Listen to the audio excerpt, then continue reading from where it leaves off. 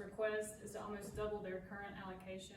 They're going from 33 million gallons per day to 60 million gallons per day, which is obviously a 30 million gallons per day increase. To provide some background, in North Carolina since 1993, any large surface water transfer between river basins, and a large transfer would be 2 million gallons per day, requires a certificate from the Environmental Management Commission. And Charlotte was granted 33 million gallons per day in 2002 to withdraw from Lake Norman and Mountain Island Lake. Both are part of the Catawba River Basin and discharge into the Rocky River Basin. In 2005, Concord and Kannapolis petitioned for 24 million gallons per day from the Catawba and Yadkin rivers.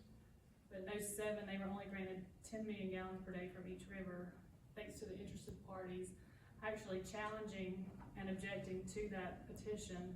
And at that time, new legislation was approved, which is pretty much the statute that we have now that puts all the requirements into the petition. So today, almost all local governments in the region have adopted resolutions opposing the transfer. You all adopted it on June 3rd. And the Western Piedmont Council of Government is the entity organizing the local governments in the region, and they have approved hiring an attorney. Her name is Ruth Levy, and lobbyists Chris Wall and Andy Munn with EQV Strategic to represent our interests. The next steps will be to consult with the lobbyists and the attorney to develop next steps. Charlotte Water's next steps will be to develop alternatives, perform IBT studies, and prepare environmental impact statements.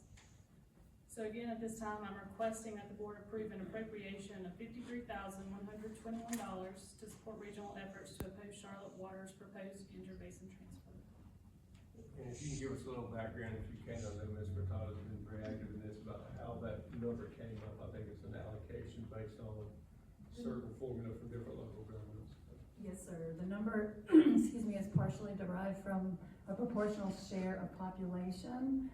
The other component of the formula has to do with the size of each jurisdiction's water and sewer budget. So it's 50% population based and 50% based on the size of the water and sewer enterprise budget. The total amount, if you add everybody's up, is what? I think it's $440,000 or thereabouts over 2 fiscal years. So this would be, if we approve the amount for the first fiscal year? Actually, it's the total amount across the 2 years, yes, sir.